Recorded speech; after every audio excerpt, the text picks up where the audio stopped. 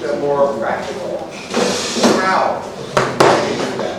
How can a Christian live by godly principles and still succeed in business? This is a challenge that business people face every day.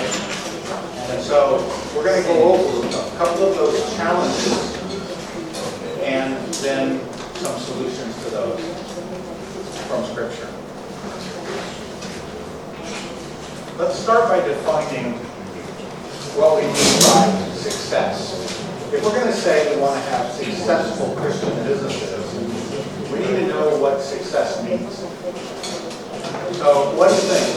What's a successful Christian business? We already know one thing. What is it?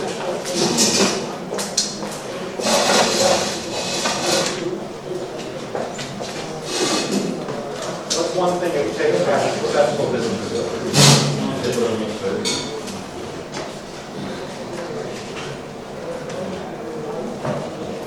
I think everybody's sleeping now.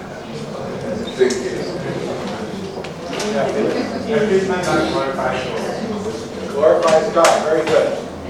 Yes, if it's a successful Christian business as opposed to secular business, it should glorify God. What else? What makes it a successful business?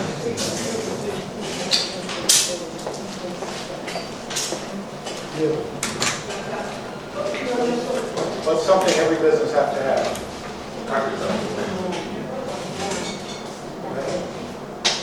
Oui, quand on parle de succès, ça veut dire que vous êtes fixé des objectifs et que vous avez atteint un potentiel.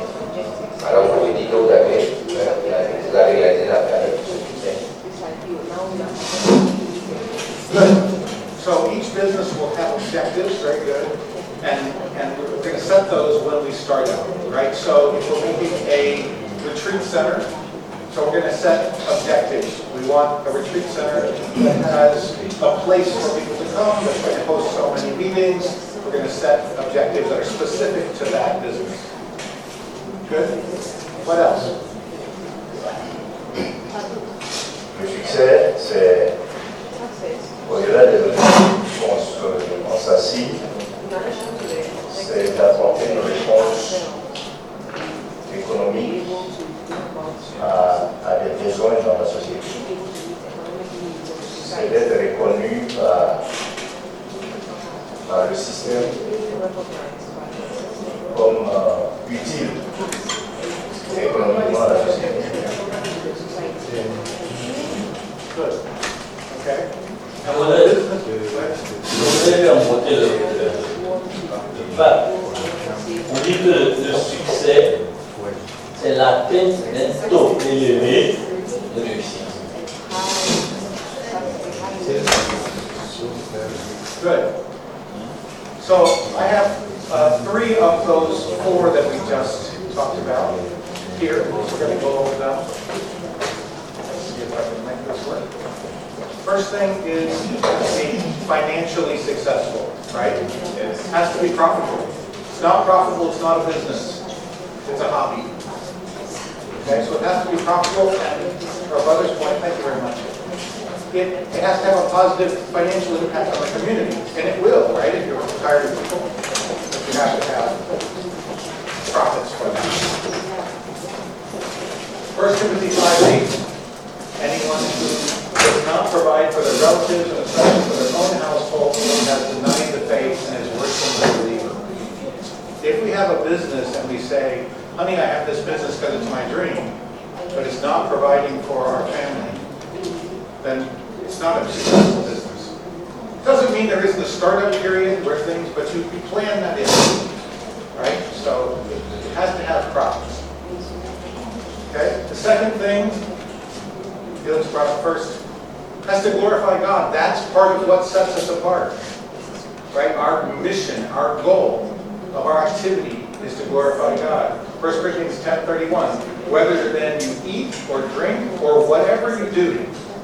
So your business practices would be whatever you do. Do all to the glory of God. So it has to be profitable. It has to glorify God in what we do. The third thing, and we're sort of touching on this, we need to be excellent. We need to be excellent at what we do. Colossians 3:23, whatever you do, work at it with all your heart as working for the Lord, not for human masters. If we are doing mediocre work or substandard work, we're not glorifying God. It's not a successful Christian business. You may consider it a successful non-Christian business because you've made profits.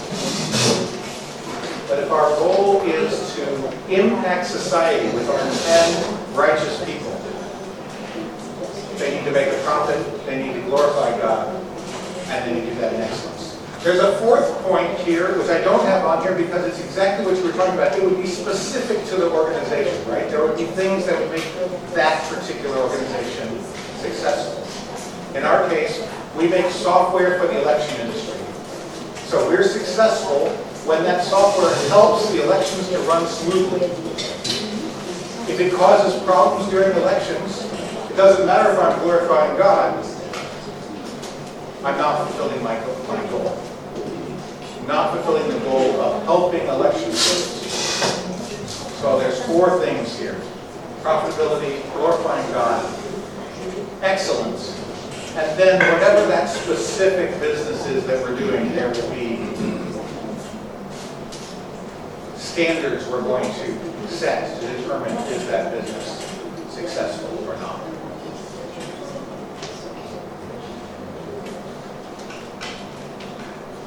So, what I want to talk about now is what hinders this? What keeps us from doing this as business people? There's three main things. What hinders our success? The first thing is fear. It's the primary thing that hinders our success. We're going to go through each of these in detail. But fear has impacted my business. I'll tell you some stories. Fear. The second thing is pride. I actually think pride is the basis of all sin. You can make a case that pride is the only sin, and everything flows from there. But we don't need to go down there just to know that pride is a major stumbling block to being a successful Christian. Fear and pride. And the third one is selfishness. Fear, pride, and selfishness. These are the three things that are fighting against us being successful. And then we have counters to these that we're going to explore as well. So the answer to fear is trust. We're going to talk through that. Trust what? The answer to pride is humility. And the answer to selfishness is generosity. We're going to come back to generosity. You're going to hear me come back to generosity a lot. So let's go through each of these individually. We're going to talk about fear first. Let's start with fear. We have some business people and business women and businessmen in the room. What are we afraid of? What's the fear that drives us as business people?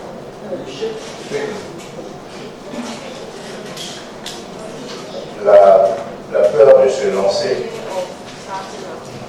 la peur de se lancer, de créer, parce que on affronte l'inconnu, parce qu'on a de la famille, on a des parents, on n'est pas seul, on est responsable d'une partie de la société, on ne les consulte pas, on se lance.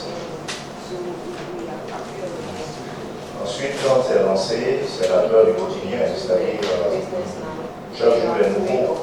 Tu t'es réveillé le matin, tu ne sais pas ce qui t'attend dans la journée. Et puis, il y a des périodes de fin de mois, ou dans le système américain de fin de semaine, il faut payer les salariés. Est-ce que on a la trésorerie qu'il faut pour faire face aux échéances, et ainsi de suite.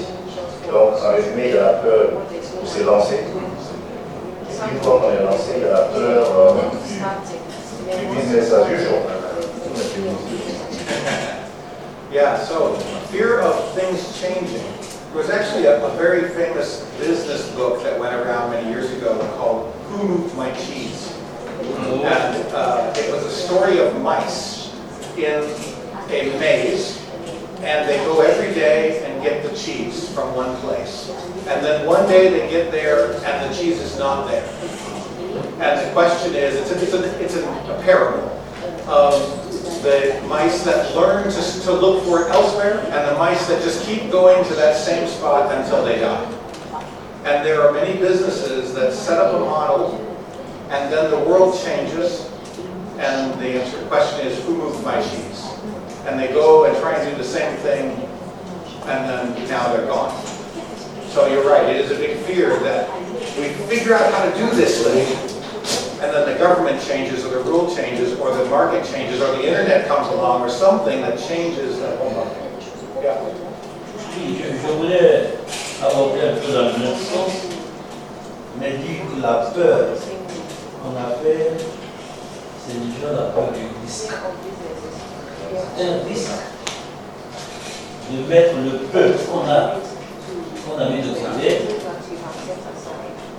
dans une affaire dont on ne connaît pas l'issue.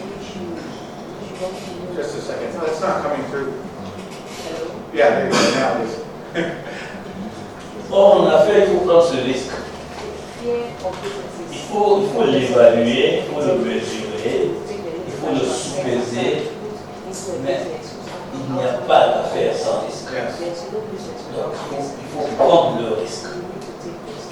Il faut prendre le risque de mettre dans l'affaire le peu qu'on a, en espoir de démultiplier ce peu-là, et puis d'en retirer une profitabilité. C'est ça qui est le mécanisme de l'affaire. Donc, il ne faut pas avoir peur du risque, il faut jauger le risque, il faut le sous-peser, il faut que le risque, l'issue du risque soit en ta faveur. Ça veut dire quoi? Que tu as fait une étude, tu as regardé, tu as sous-pesé les paramètres, et puis tu te lances à travers. Donc ce n'est pas comme ça pour se lancer dans une affaire. Pour maîtriser les contours, généralement, comme disent les anglo-saxons, une entreprise ou une affaire, c'est la juxtaposition de 5 M. Ce matin, on y était déjà. Le premier M, c'est men, les hommes, sans lesquels il n'y a pas d'entreprise. 2, c'est market, le marché, sans lequel on ne peut rien entreprendre. 3, c'est les outils pour travailler, sans lesquels on ne peut rien faire. 4, c'est le nerf de la guerre, monnaie. On n'a pas d'argent, tu peux rien faire. Le nerf de la guerre. 5,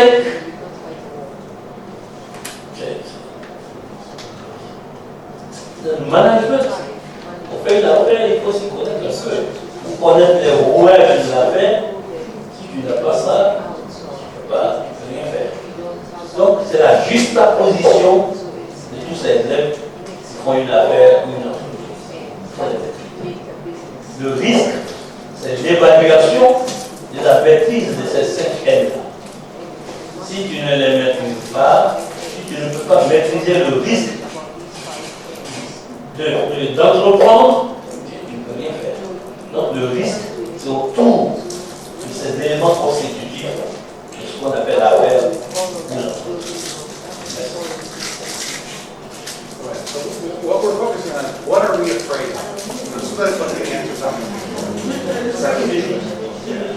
Yeah, I think one of the fear of businessmen is the fear of being different. Being different. For instance, Talking into the mic so the others can hear. the fear of being different.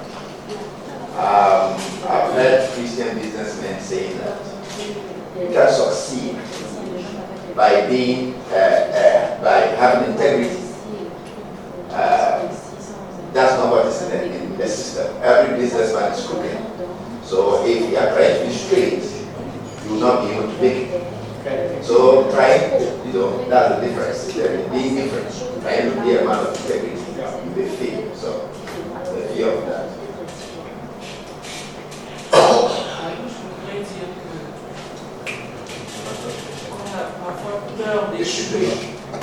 There you go, now go.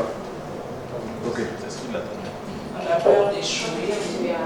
Parfois même on fait des études de marché. On peut dire qu'on maîtrise tout ce qui est autour de l'environnement, et l'intelligence de la vie, et une situation sociale bouleversée, d'autres visions. On a peur d'échouer. On se lance en Yeah, we're afraid of failure. That's the big thing that between business people. We're afraid we're going to fail. Yes. Every human being, if he's in speciality. That's right, Red. Yeah. Every human person is a business person. That is business. No, in business, don't expect loss or temporary suffering. By taking risk to start a business, you will not have necessary returns immediately. It will be a long-term returns. No business ever record fast returns. It has to be small. So that temporary gap is always our fear. How will I survive this temporary gap? It's very devastating to suffer. That was not true. Because, sometimes in business, you gain. The other side can lose. So we now try to balance it. If I keep gaining, there will be a need to do something. So we're talking about the issue of generosity. So taking my small profit, generosity, I may lose some money there. But I'll keep losing.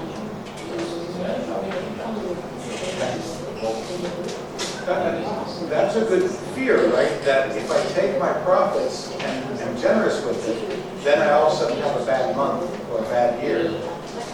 I've just ruined my business by being generous. Yes.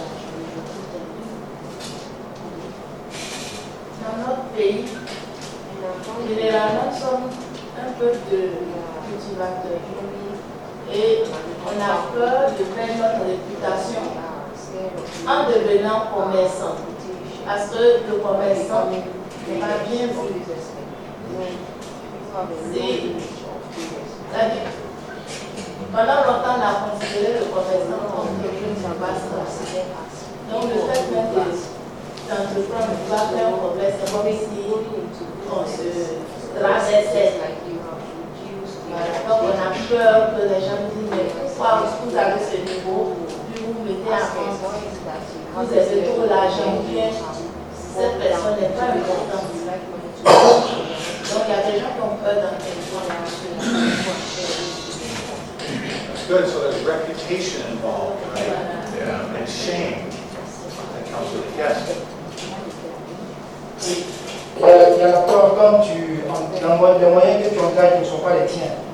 C'est-à-dire que tu utilises le fonds et pour cela, pour que cette personne puisse mettre les moyens à sa disposition, il y a tout un argumentaire, il y a des éléments qui sont présents à la personne pour lui faire savoir l'opportunité, la rentabilité de ce projet dans lequel tu veux investir ton argent. La difficulté, c'est quand ces fonds ne sont pas les tiens. Il y a une pression qui est très forte parce que tu engages ta réputation vis-à-vis de cette personne et il y a un engagement également que tu as fait, il y a un délai que vous avez convenu.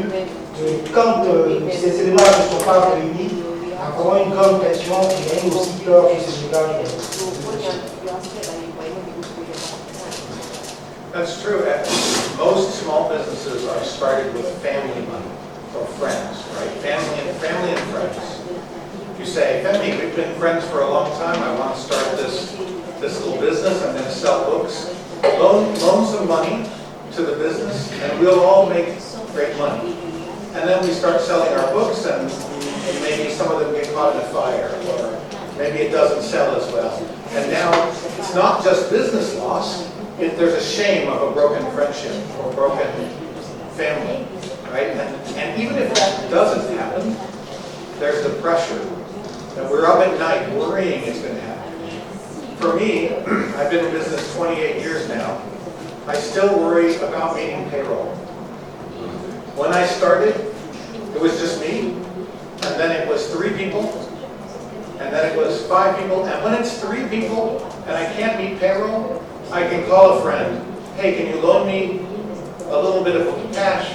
When it's 28 people, no, there's no friend that can loan me that money. So that certainly there are nights when I worry, am I going to have money for payroll? Comments over here? No? Okay. So the fears we're talking about here, the primary fear that drives us is failure. Right? We're afraid we're going to fail. We're going to have financial ruin. That leads to humiliation. Right? That we were not good business people. That we let people down. There's a pride in us that wants to be successful. And if we're not successful, it harms us as a person. We're fear that we won't meet obligations, whether that be to our family, to the loans, to vendors. We're fear we won't be able to provide for our immediate family. And the shame of that, telling your wife, no. Ms. Green? No, I don't have anything else to put Okay. Sorry, I'm just talking. And we have a fear just of the shame that comes from it. The next thing, so those are the comments to sort of summarize from you. What are some of the consequences of this fear? Okay, so business people all live to some extent with these fears. Because you've set aside, you don't have that regular paycheck. So this is the difference between a business person and someone who just works. If you just work, you're counting on your employer to pay you. And they're legally obligated to pay you. Now, there might still be some fear if it's a small company, are they going to pay you? But as the business person, you're afraid that you're going to fail. You're not going to be able to pay. What are the consequences of fears? When we have these fears, what sort of bad behavior does that lead us towards?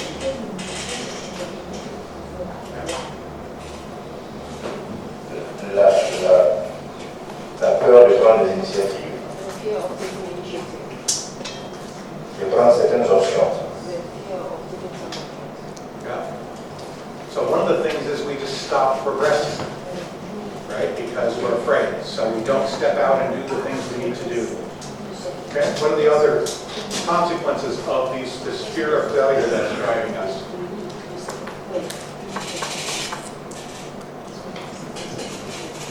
Yeah.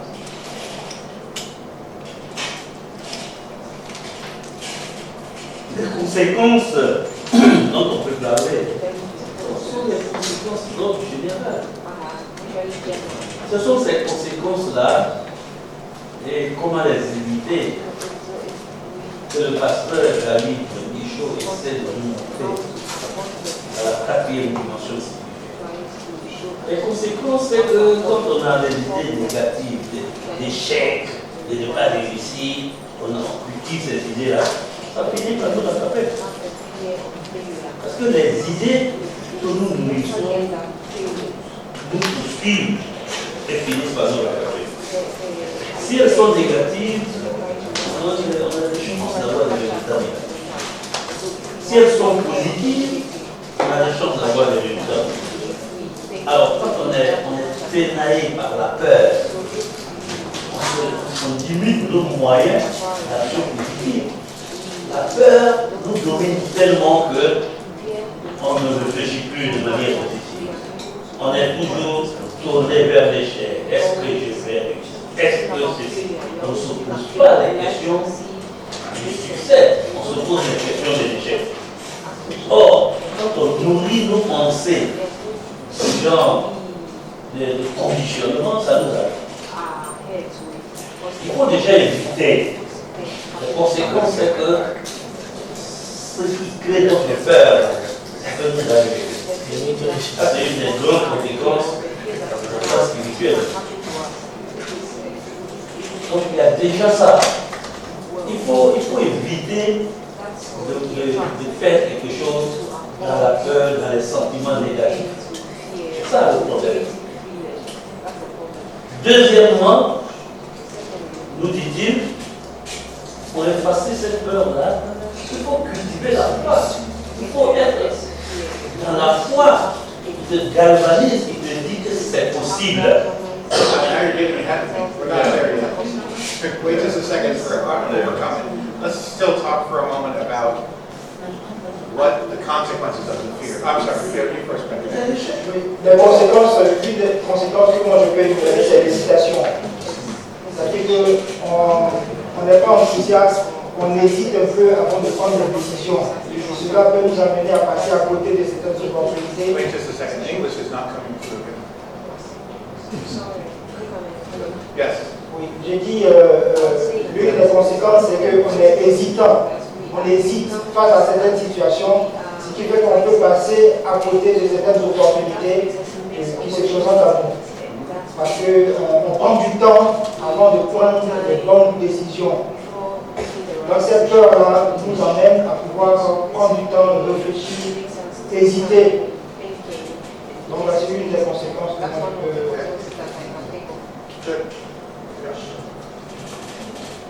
Moi, je voudrais prendre des steps.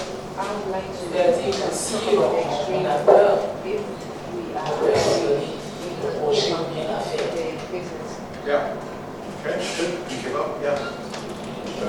La peur du businessman fait que les autres qui veulent joindre ne prennent pas courage de se lancer dans les affaires.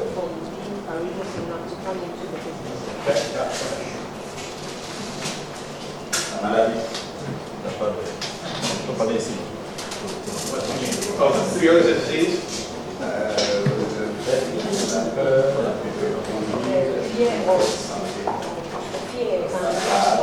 Oh, yes.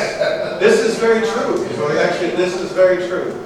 You spend time worrying, it can affect you spiritually and physically, right? You're tired all the time, you start snapping at people.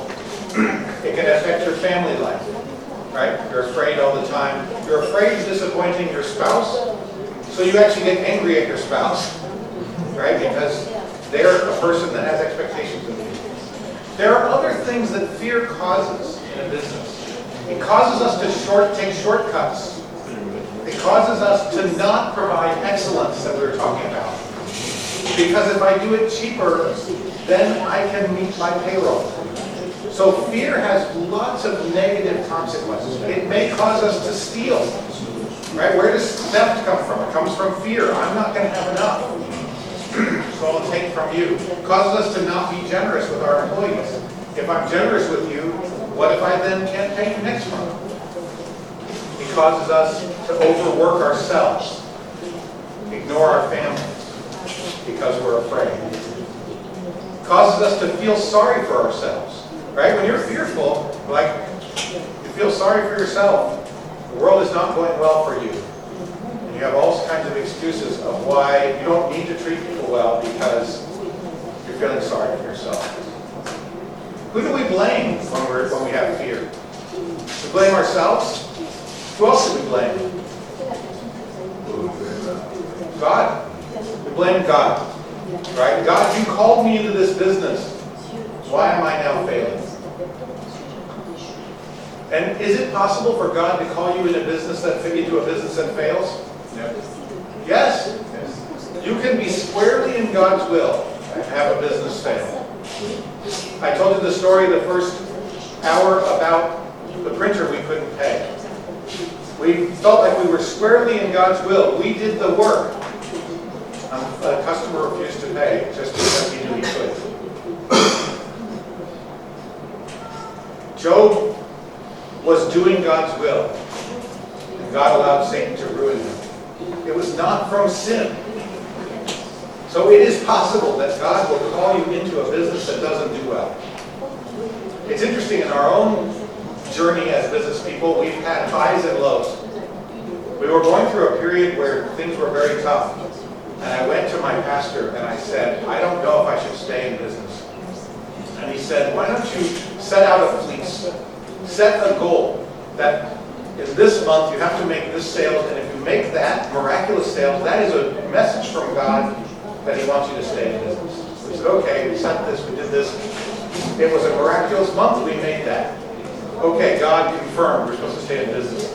Like 6 months later, we were having trouble again. I was talking to my pastor and said, I don't know if I should be in business. He said, how many times does God have to answer?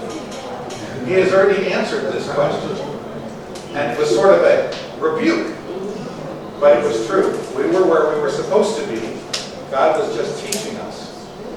For me personally, fear is part of why we were having trouble.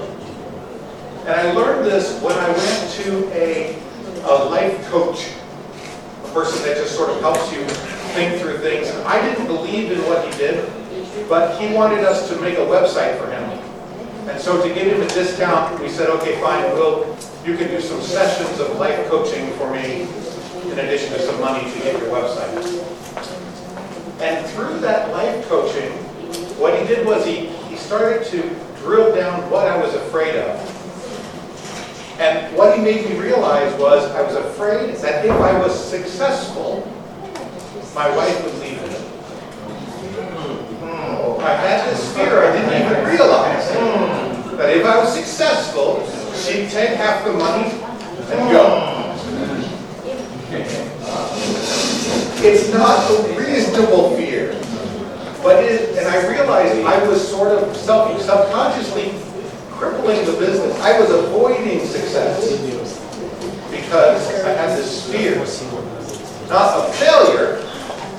I was afraid of success and the consequences of my life. So fear can cause us to do all kinds of things. We can blame God. The worries that eat at our health.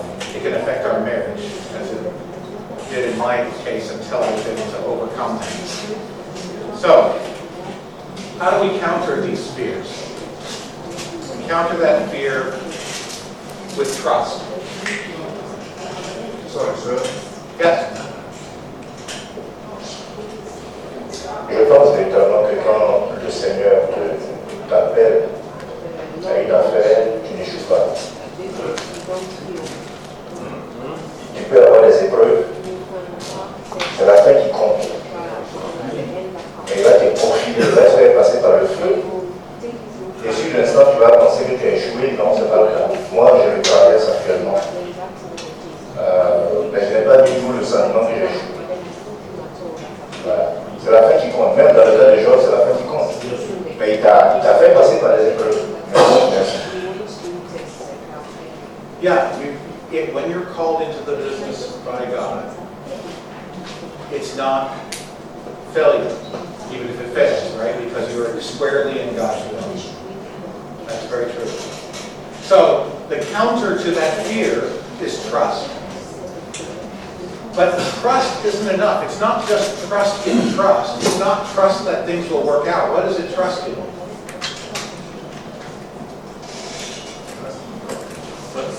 It's trust in God. That seems obvious in this room, but it's not that obvious. My sister came down with cancer 5 years ago. And, 5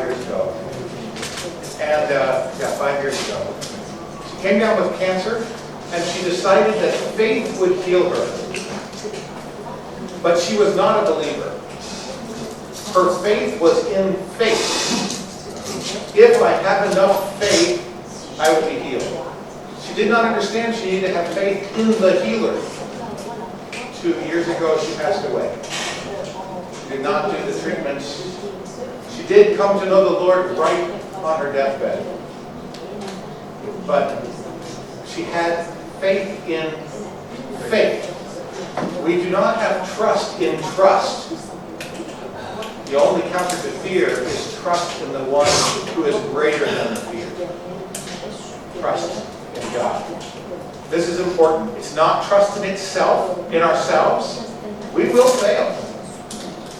It's not trust in a method or an approach, which business people like to do, right? I read this great book. I learned this great method. I have this wonderful mentor. That's not where we put our trust. Our trust needs to be firmly rooted in the Lord. This is where pastors can help. We were talking about pastors coming alongside business people. And a lot of times we're like, well, we're pastors, we don't know anything about business. How are we supposed to come alongside them? We know about trust. We know about faith. This is where we can come along. I'm just going to give you a couple of verses on trust. Obviously, there's literally hundreds. But I picked just a few to emphasize the point. Joshua 1:9. Have I not commanded you? Be strong and courageous. Do not be afraid. Do not be discouraged. For the Lord your God will be with you wherever you are. I actually pray this prayer pretty often when fear at work is getting the better of me. Because I know I'm where God wants me to be. So I know He's calling me to courage. And He says, have I not commanded you? I have commanded you to be courageous. Romans 8:32.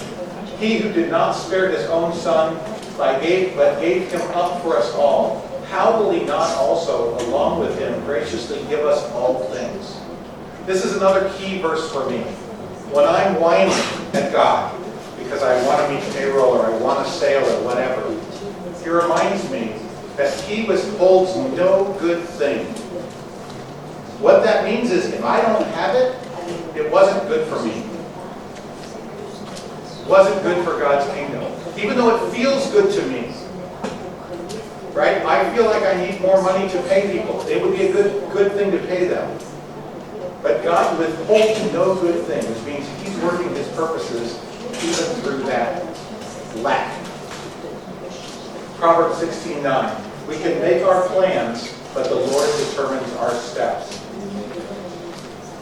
One of the things, you'll see a lot of verses in Proverbs. Proverbs is basically written for the business person. But it is the principles to live by. The horse is prepared for the day of battle, but victory belongs to the Lord. It's something we have to remember as business people. We can do everything to get everything right, to prepare our plans, to get our products ready, to line up customers, to do our studies. But victory belongs to the Lord. And then this last one here, and this is part of where trust comes in, when we start worrying about being ashamed. Occasionally in business, people will say bad things about us.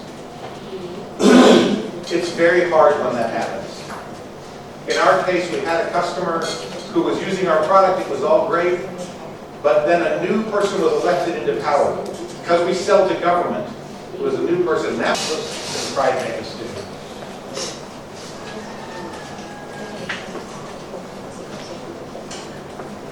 Makes us think we are the center of the world and everything must run in our interest.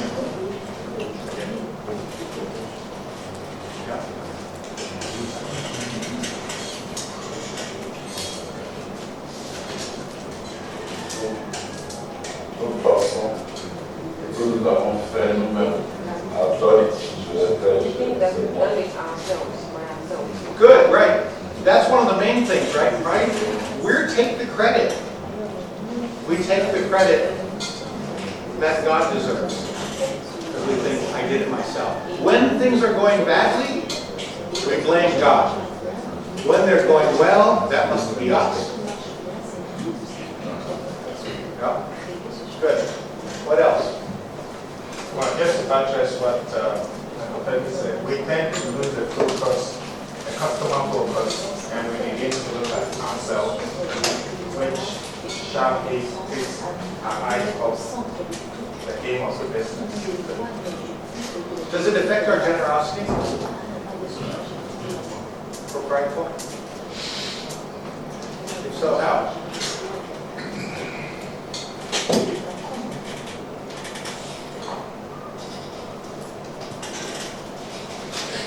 Manifestement, l'orgueil a un impact sur la générosité. On donne, on va donner, mais en exposant, il faut que tout le monde sache que c'est nous qui donnons et qui sommes capables de donner. That's clear. That's good. So when you give gifts, it's to build yourself up. Yeah. On peut aussi mépriser nos employés. That happens very much, right? Yeah, we think, look down on our employees. They're hindering me. I'm the one that's great. Right? The other thing is, and I've heard business people say this a lot, I'm successful, so I need to look successful. And what does that mean? It means a fancy car, multiple fancy cars. It means a Rolex. It means houses. It means trips. Something I can brag about when I meet with other business people to show how important I am. Do we see that in the context here? Yes.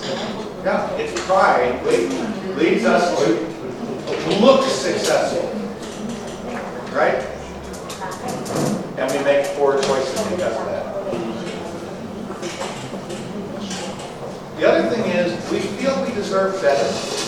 We get prideful. We're good. We deserve better. We deserve a better office. We deserve a better partner. Maybe we deserve a better wife. This is the old wife. I got her years ago. I'm successful now. I can have a blonde, young thing. So, pride leads us to discard our commitments because we want something better. So how do we overcome that? One of the things I mentioned was, and this is just a business fact, few partnerships, a partnership where two people go into business together, very few partnerships survive success. Because when you become successful, when you're both struggling and the business is struggling, you're all in, let's make it work. Now suddenly you have profits. Well, I want to take those profits and invest it here, and you want to take those profits and invest them there. And I think we need to look more successful, so we need a new building. And you think, well, I don't think we need to look more successful, I think we need to just travel more. Very few partnerships survive success.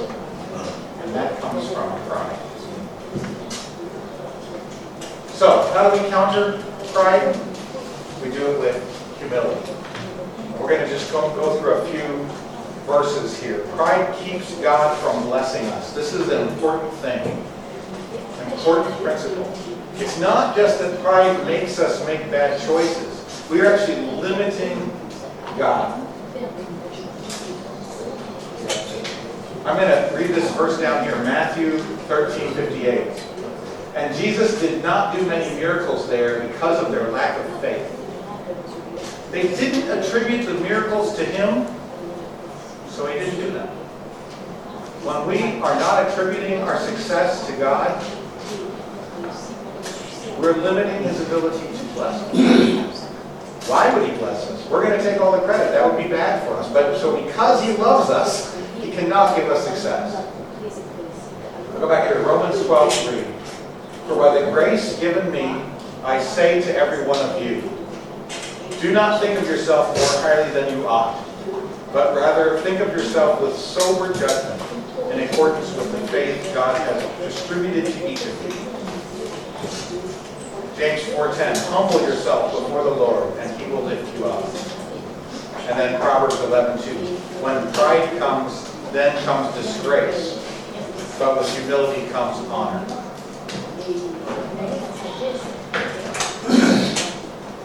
So we have this contradiction of humility and pride.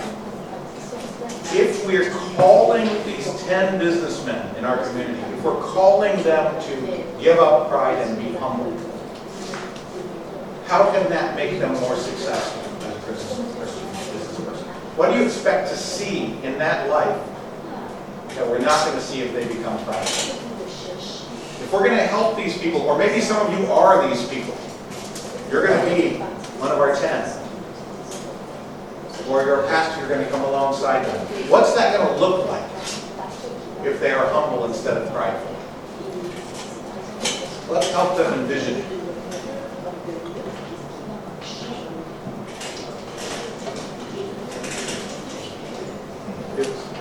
Once the center shifts from you, then you're able to serve a lot more of your profit back into the business, and also to be a bit more generous to your staff.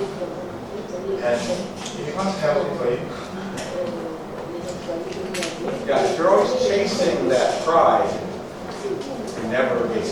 you remain in the fear, right? You remain in the unhealthy state. What else? What are ways that being humble helps you be a successful Christian business person? Man or woman?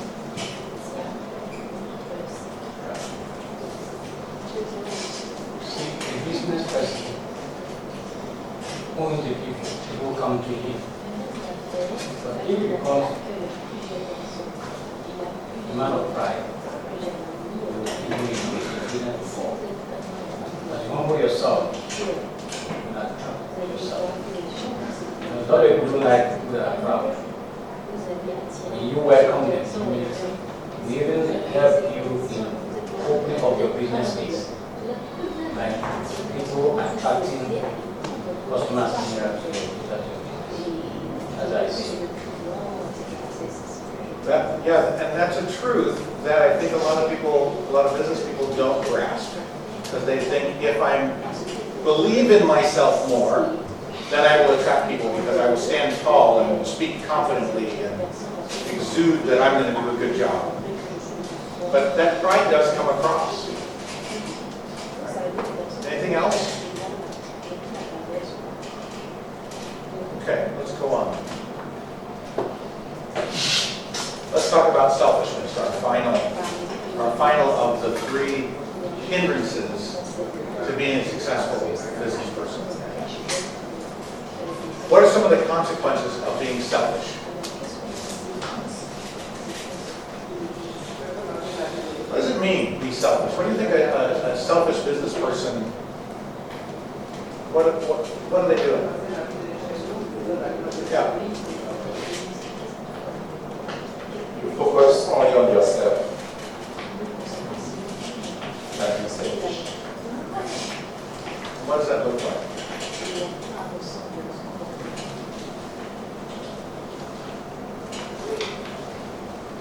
Yeah, yes. Peut nous amener à ne plus payer nos employés parce que on satisfait nos besoins. Donc, on peut être plus vite, prendre des chemins, de gagner plus. And what's the effect on the business when we don't pay? When they see the business is becoming successful, but you don't pay them?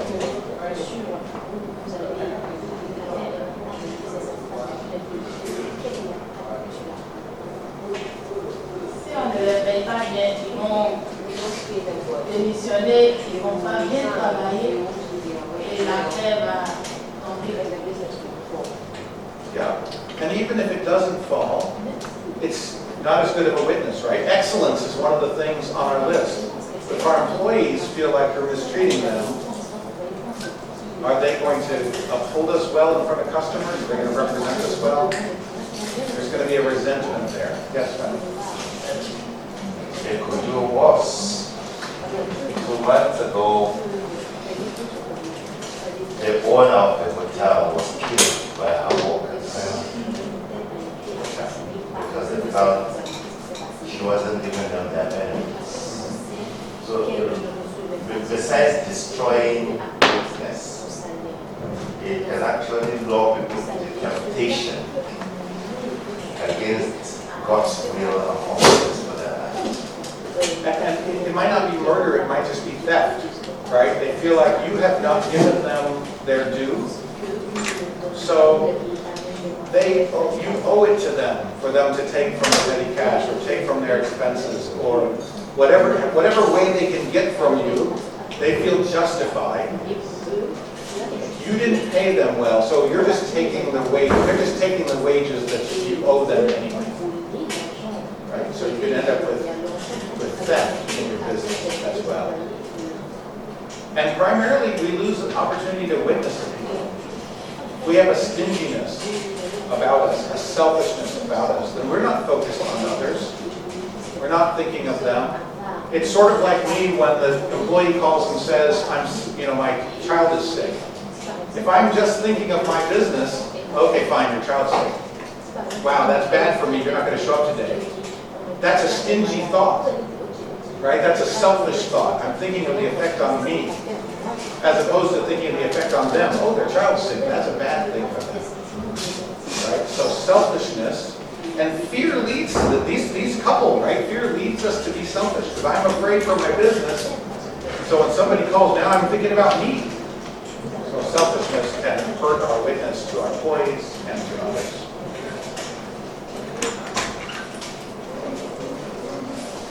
So how do we counter selfishness?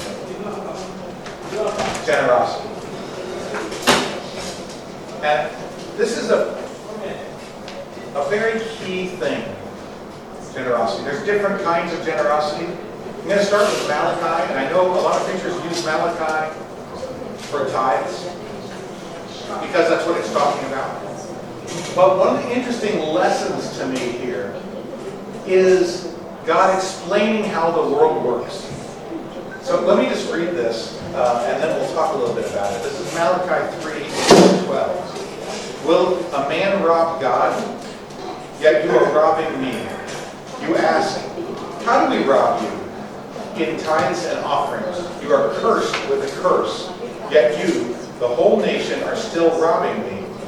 Bring the whole tithe into the storehouse, so that there may be food in my house. Test me in this, says the Lord of hosts. See if I will not open the floodgates of heaven and pour out for you blessing without measure.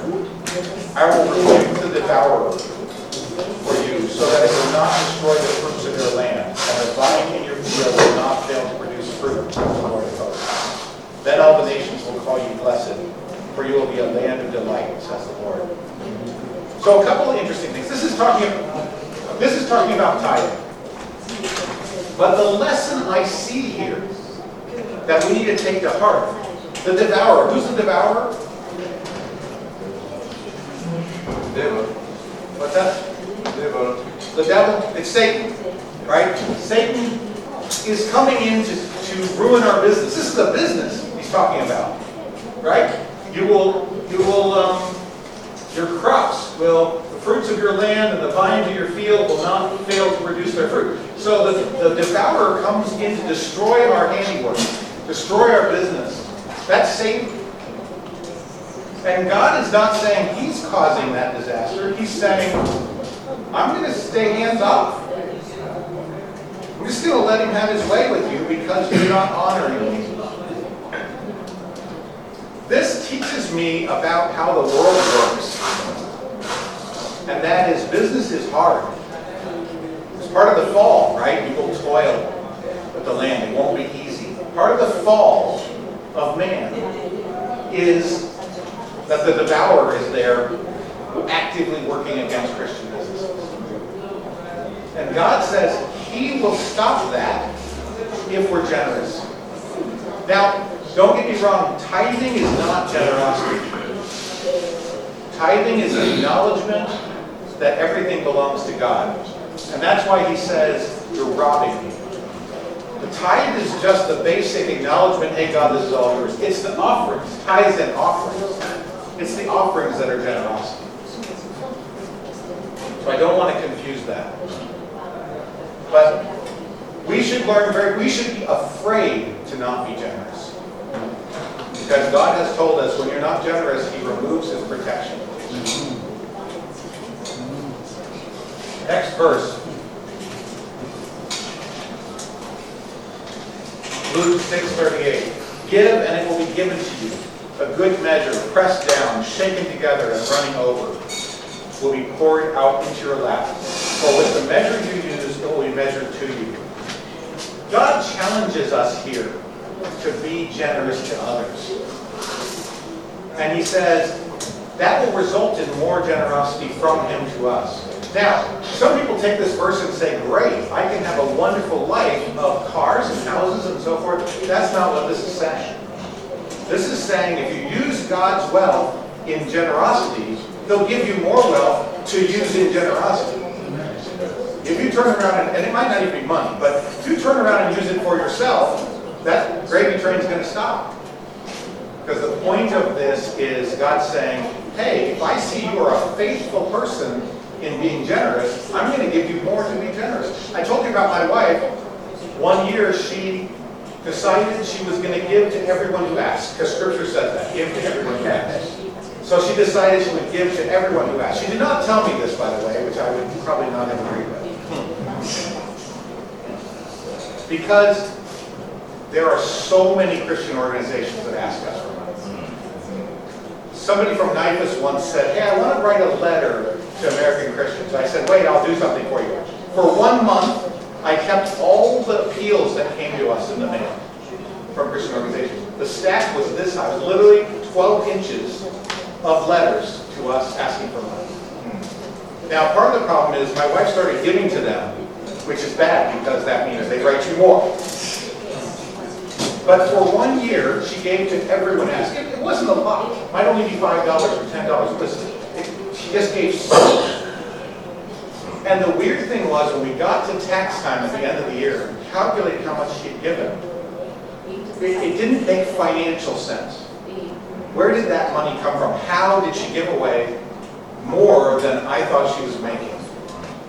It was God's accounting. So it was really a cool God showing us this. She decided to be generous without telling the left hand what the right hand was doing, right hand what the left hand was doing. And she saw this blessing from God to be more generous. Our life didn't get better, but we were able to give more and more. Finally, I tell you to use worldly wealth to make friends for yourself so that when it is gone, they will welcome you into eternal dwellings. This should be the goal of our generosity as a Christian business person, is to use that resources that we have to bring people closer to God, right? That's what we're saying as pastors. We say, let's go evangelize. Let's bring people into the kingdom. What this is telling us is use wealth, use resources, use your company's ability to print things, your staff's ability to do stuff. Use what you have to bring people to the kingdom by being generous to them.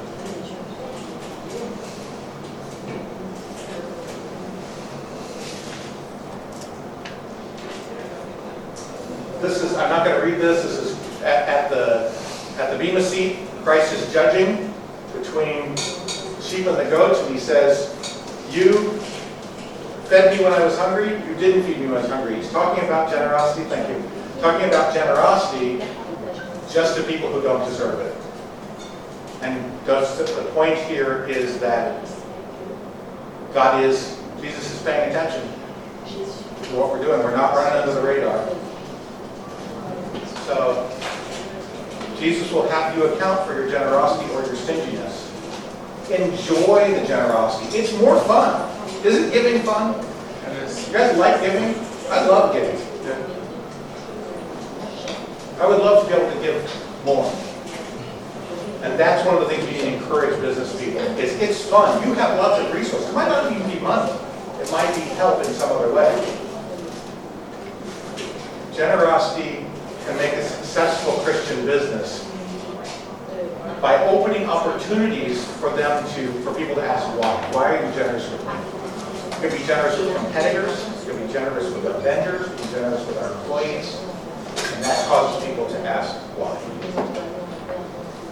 So those are our 3 things. And the 3 ways of fighting against them. Fear, pride, selfishness. And we fight against them with trust, with humility, and with generosity. One more thing I want to cover. We're about out of time. And that is, we have these 10 people, right? We're going to call them to righteousness in the business arena. We're not calling them out of the business arena. We're saying, yes, go. Be in business. Interact with government. But be righteous there. But why is it 10 instead of 1? It's because we're meant to be in community. And one of the things I would say to every business person is you need an accountability group. You need other business people who you can talk to, you can share with. At a conference like this, you can make connections. Even pastors need accountability outside of your congregation. Because you need to be able to say things you're struggling with that doesn't go around your congregation. And business people need an accountability outside of their organization, so it's not their employees. It has to be another business person, basically. So they can say, I'm really struggling with this. somebody who can speak into their lives God's truth. I had an accountability group for about 17 years, and we met once a week, and we had 10 accountability questions we asked each other. Every week. Have you touched a woman other than your wife? Have you exposed yourself to pornography? A whole 10 questions that we'd ask every week. And then the last question was, did you lie on any of the answers you just gave me?